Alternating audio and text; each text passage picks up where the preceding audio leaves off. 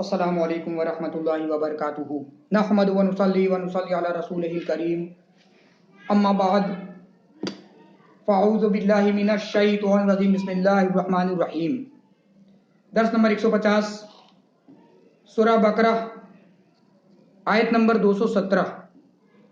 217 ترجمہ معارف القرآن۔ پوچھتے ہیں تم سے ماہ حرام میں لڑنے کا حکم کہہ دو، پوچھتے ہیں تم سے ماہ حرام میں لڑنے کا حکم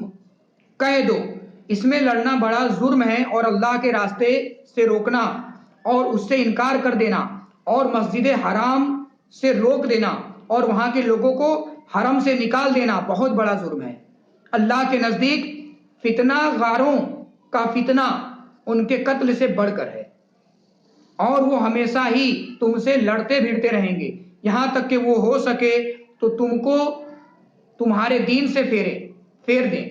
اور جو پھر جائیں تم میں سے اپنے دین سے، پھر مر جائیں اس حالت میں کہ کافر ہیں، تو وہ لوگ ہیں جن کا کیا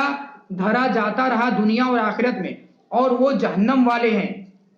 وہ اس میں ہمیشہ رہنے والے ہیں۔ تفسیر اشرفی۔ اے ایمان والو،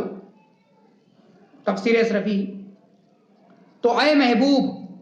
جو لوگ بھی پوچھتے ہیں خواہ وہ ایمان والے ہو یا کفر والے تم سے ماہ حرام میں لڑنے کا حکم، تو ان سے کہہ دو اگرچہ اس ماہ میں لڑنا ایک بڑا جرم ہے، مگر اس سوال کا حق ان کو نہیں جو اس سے بہت بڑے جرم کا ارتکاب کر بیٹھے ہیں۔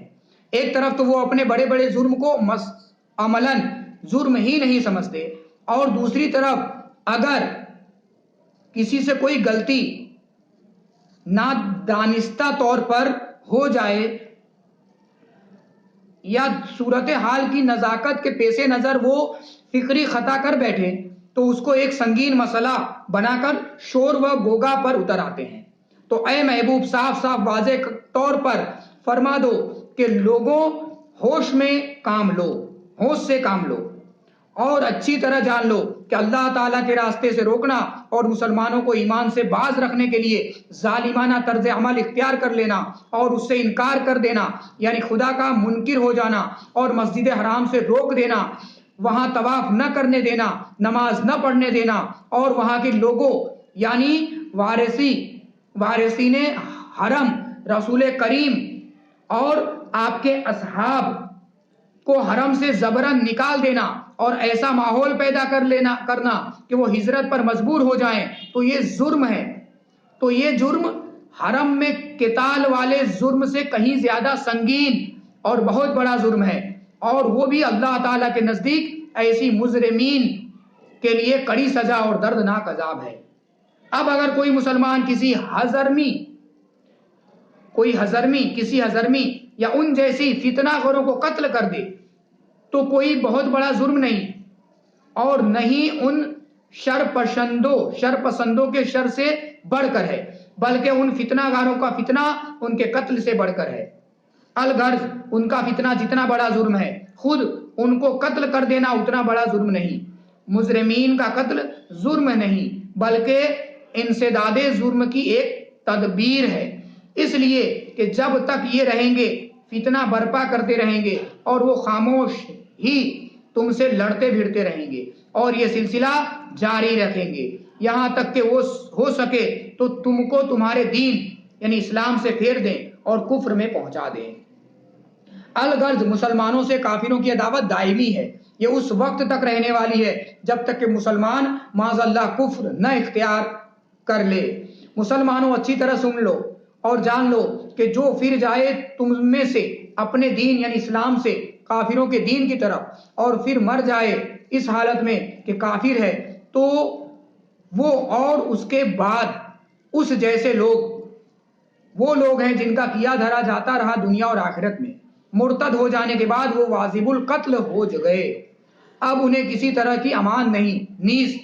مال زوجہ اور میراث ہر ایک پر سے ان کا استحقاق جاتا رہا، اور آخرت میں بھی نہ ان کے لیے کوئی ثواب ہے اور نہ ہی حسن خاتمہ کے ثمرات، اور وہ جہنم والے ہیں۔ اور ایسا بھی نہیں کہ دخول جہنم کے کچھ دنوں کے بعد ان کی رہائی ہو جائے گی اور جہنم سے باہر کر دیا جائے گا، بلکہ وہ اس میں ہمیشہ رہنے والے ہیں۔ پہلے اللہ تعالیٰ نے ان لوگوں کا بیان فرمایا تھا جن کے لیے قطعی طور پر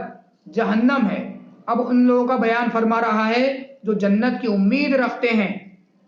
جو جنت کی امید رکھنے کے حقدار ہیں۔ چنانچہ ارشاد فرماتا ہے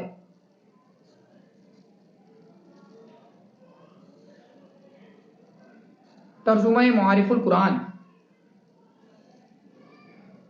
اگلے درس میں، صلو علی الحبیب صلی اللہ تعالی علی محمد